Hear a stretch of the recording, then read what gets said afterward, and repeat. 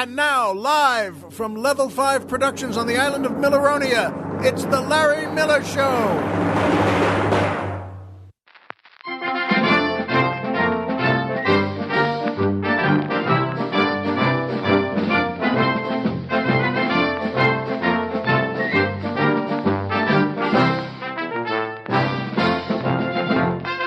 Good evening, Mr. and Mrs. America, and everyone who always wanted to run for governor.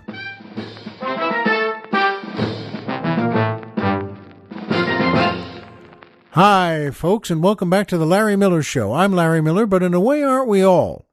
And boy, oh boy, it's a beautiful day. And yes, for a few days, we're on Milleronia, which I love, and which Colonel Jeff loves too, and which all our residents love.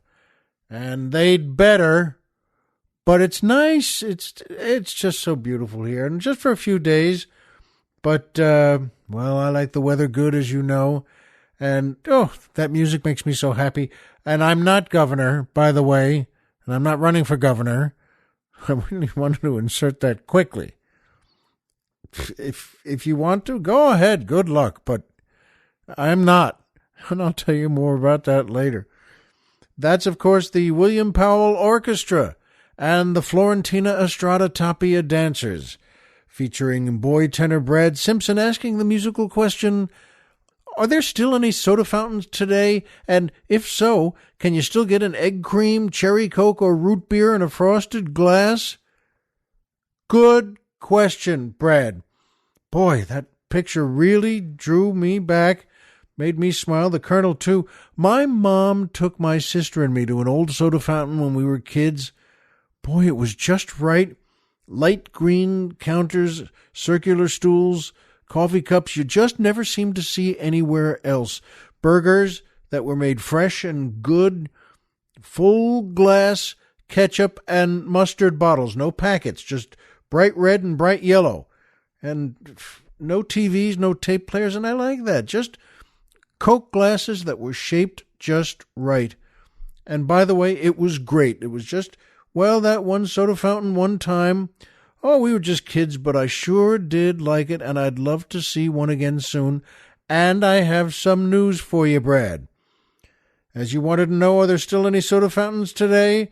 And if so, can you still get an egg cream, cherry Coke, or root beer in a frosted glass? Yes, you can, Brad.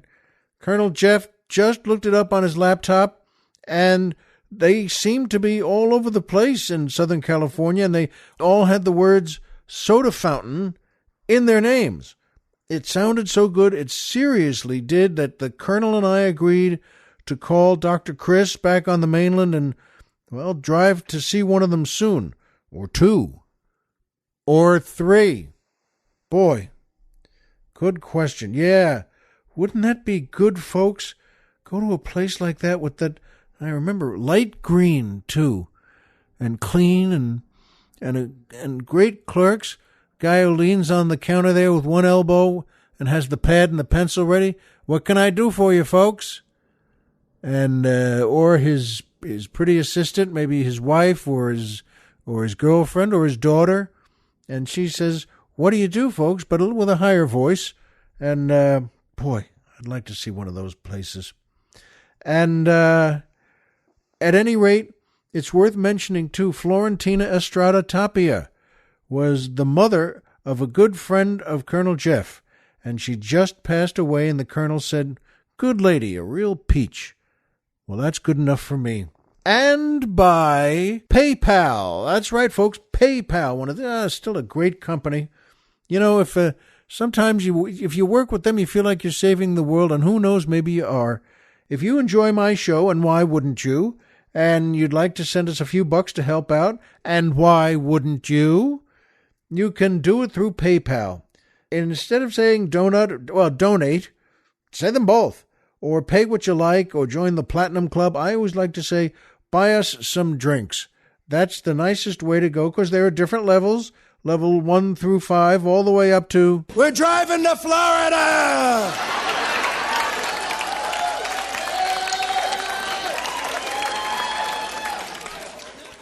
Boy, I still like that fella's big roar. Woo!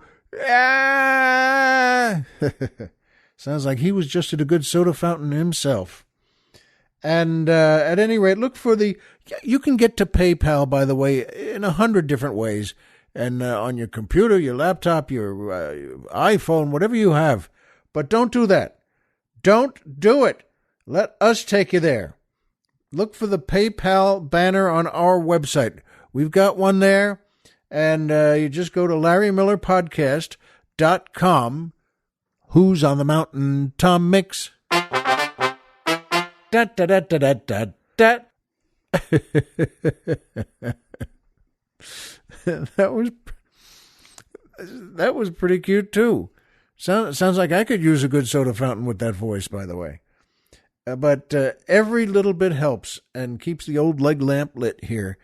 Thank you to everyone who's contributed already, and thank you to everyone filled with the holiday spirit and who contributes today or when you hear this. Boy, do you know something, folks? It makes a difference. It makes us feel happy. And, well, thank you. And that brings me to my favorite part of the show, the joke of the week. And this is a good one, too. The Colonel and I both got a good chuckle out of this. There's a fella playing golf. He's out on the golf course there, and he's in his golf cart. And, well, as I guess, happens, maybe he took a couple of six-packs with him, and he tipped the cart over. It flipped. He was going down one of those hills near one of those sand pits. That may not be the official term for it, but he was, and it tipped, and so, whoa, and suddenly it rolled onto him, and he pushed, and he got it off his leg there, and whoa, and he just glanced up, and he was right at that area where they have homes, and really a nice apartments or condos right on the course, right there, and just past a couple of trees, and there was a very attractive woman in one of the windows at her condo there, and saw this and just leaned out and said, "Are you all right? You okay there?" And he said, "Well, yes, thank you. Yeah, boy, that was kind of close." And she said, "I know. Come on up here and sit down and just catch your breath. And I'll give you a cool drink of something." And he stood up and said, "Thank you, but I should ask my wife first." I think she said, "Pal, just, honey, come here. Just come on up here. And, you just turned your cart over on a golf cart. Come over here." She was right. And he went over there and he said, all right. And he goes up to her, and he noticed, by the way, that's where he noticed she was wearing kind of a see-through robe. And he said, I really should ask my wife about this. I think this is kind of and she said, "Oh, just sit down and hush up." And she smiled and gave him a drink and it was scotch. And she came over and sat down next to him and kissed him. And he said, "I really should get out of here. My wife wouldn't like this at all." And she said, "Well, she's not here." "Where is your wife, by the way?" And he says, "I don't know. I guess still under the cart." That's pretty good, isn't it? And in the world of jokes, which I love, and I know you love too, that's a good silly joke of can you imagine that? 40 minutes or more, 50 minutes, and he goes up to this woman's place, and they make love, and they have a couple of drinks, and he catches his breath, and his wife is still under the cart, for crying out loud. Oh, at any rate, we like that one. I hope you did too, and yes, pass it along. Keep that one alive and tell it to friends or family and anyone you like. And that brings me to my second favorite part of the show, the Poetry Corner.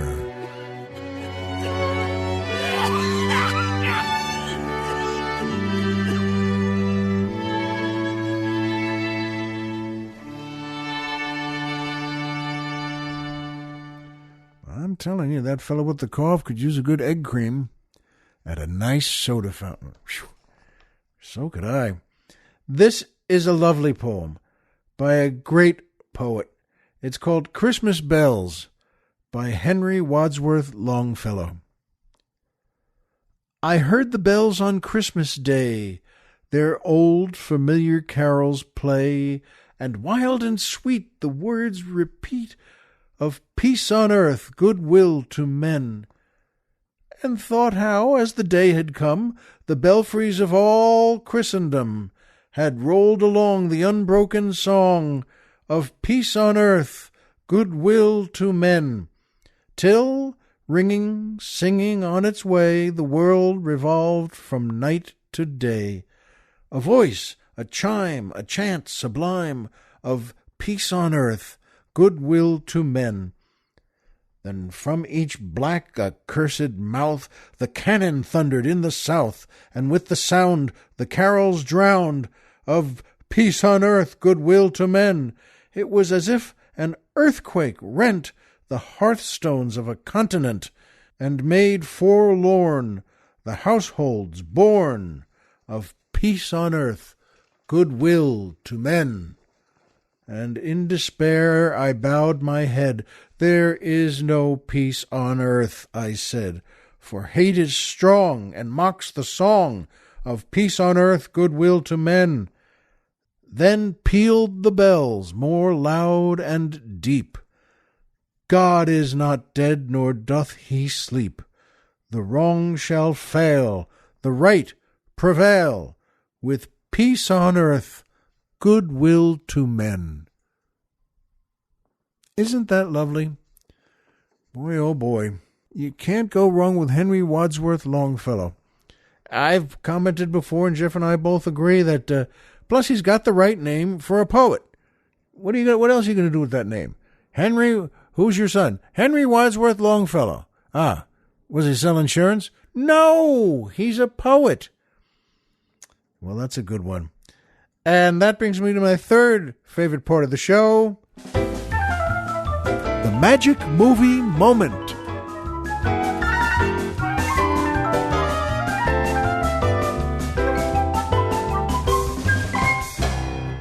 Oh, and this is a good one, folks. I've seen it. It's another one I've seen at least a dozen times, and I love it. And Colonel Jeff is going to see it. He hasn't seen this one, but it's terrific. My Man Godfrey, from 1936, directed by Gregory La Cava, written by Maury Riskind and Eric Hatch, starring, what a cast, William Powell, Carol Lombard, Eugene Pallett, Misha Auer, Alan Mowbray, oh, so many others. It's a great cast. And this movie is about, well, it's set in the Depression.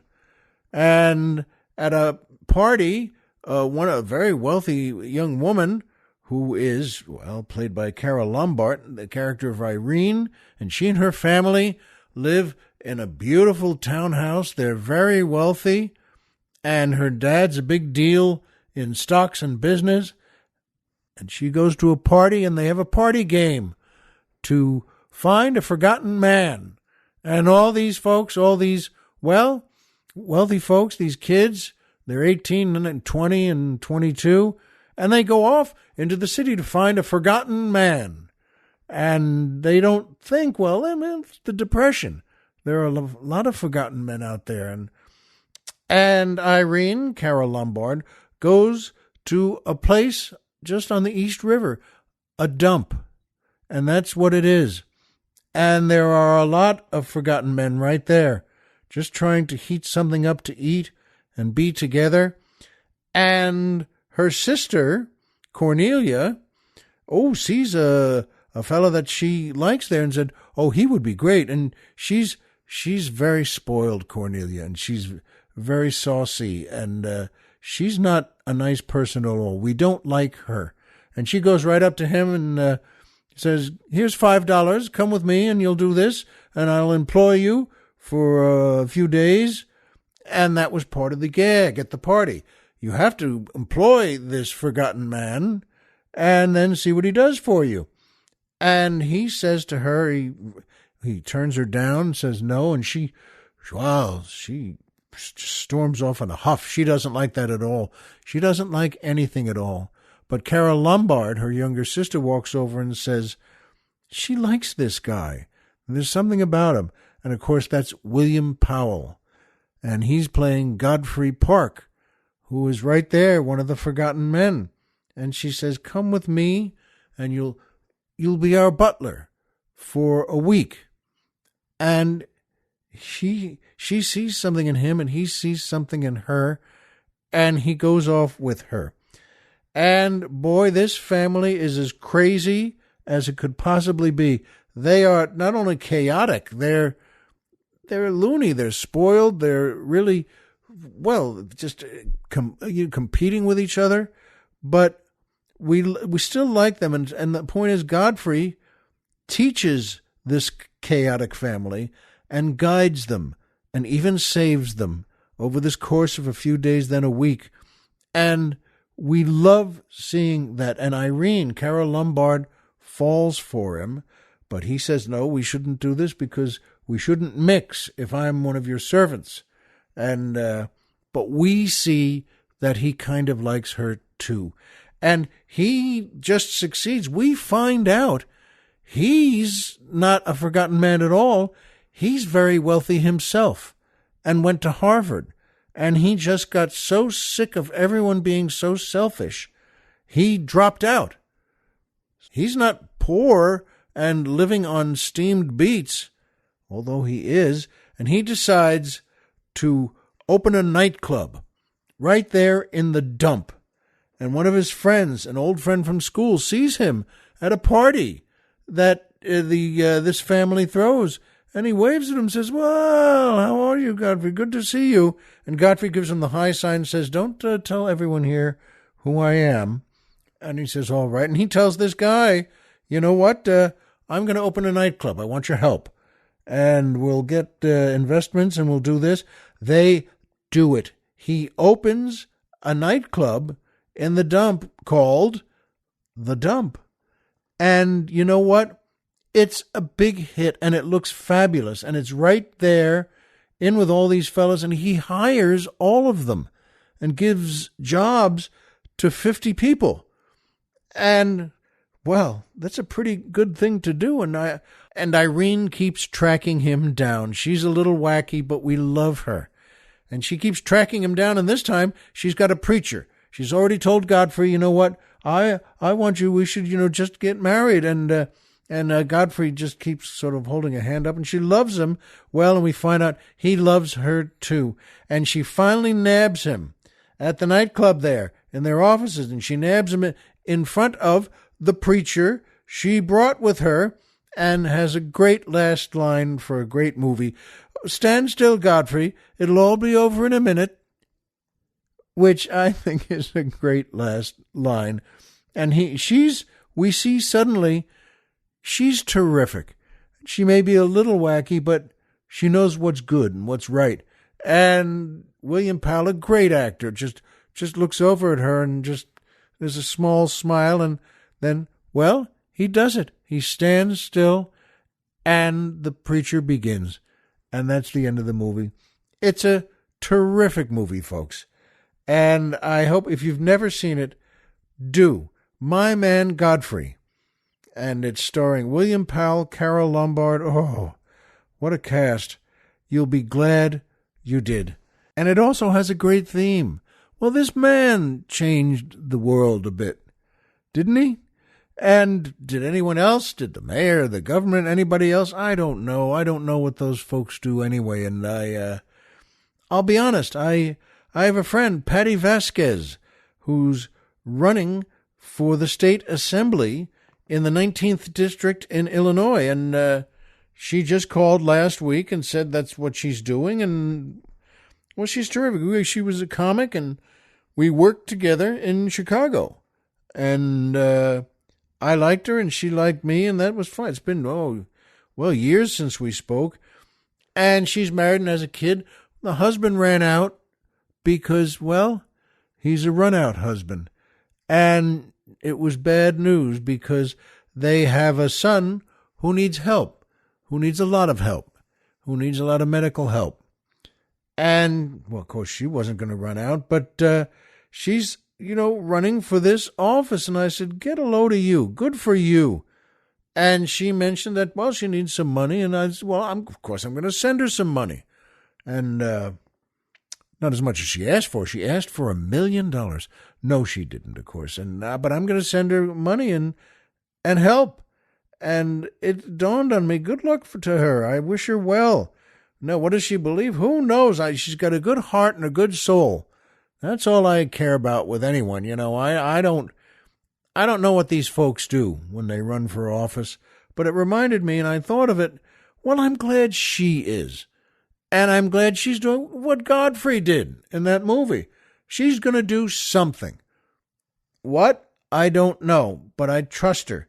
And it made me think that, have you ever run for office? I mean, anyone out there? I haven't, but I'm glad she is. And it dawned on me there, have you ever done anything to help folks? I mean, the citizens in our country, and I don't even know what a state assembly does in the first place. What does a state senate do? I don't know. I remember something from 8th grade that New Mexico is the only state we have that's unicameral. That's the word. I remember that from class. It's the only word I remember. That are they the only ones? In other words, I think it was in New Mexico. Please send us a note if you know better. I think Mexico is, well, unicameral, meaning they don't have a Senate and an Assembly. They have just one house. Why? Who knows? But I think we learned that they're the only ones in our country, in America, that have just one house. Do me a favor, please let me know if that's correct. And I thought, what are we doing to help? Does anything help? Help who? Help what? Here's a crazy one. Do you pay your taxes? I mean, I do, but a lot of people don't. You know that. And they don't pay taxes. And what do they think's going to happen? This is going to sound a little stupid, okay? But I was wondering, what do the Internal Revenue people do if they catch you, if you don't pay your taxes? I don't know. It's another thing of, I mean, do they arrest you and send you to jail? I guess, but I don't know. Are there reasons not to pay your taxes? And if you had something you thought was a really good reason and you didn't pay, what do you do then? I don't know. Another thing of, I mean, do you picket in front of the IRS with a sign and then lecture them when they all leave for lunch? It's another thing. I don't know. And wouldn't that be like not putting license plates on your car and then driving back and forth at the Motor Vehicle Bureau honking the horn? I don't know. Is this, right now, the season, in quotes, to think more about government? Is Christmas and Hanukkah a holier time to pay your taxes or change your sheets or something? I don't know. Sometimes I think, you know what? Sometimes I think a good New Year's resolution to tell people is, hey, how about putting a sock in it and leaving everyone alone? I don't know. And I don't know if you know either, or if you shrug your shoulders too. Like, I think my only resolution this year will be to go out with Colonel Jeff and Dr. Chris and find another good place for fried chicken. Of course, that'd make it just like last year's resolution and the one before it. But those were pretty good years. And that was a pretty good start to them. I know that. But, of course, you and I know the same things. Homer is Homer, and Pluto is a planet. So remember, folks, as always, if you walked out of bed today and had a job to go to and a home to come back to and someone there who loves you, folks, the game's over and you've won, no matter what time of the year it is.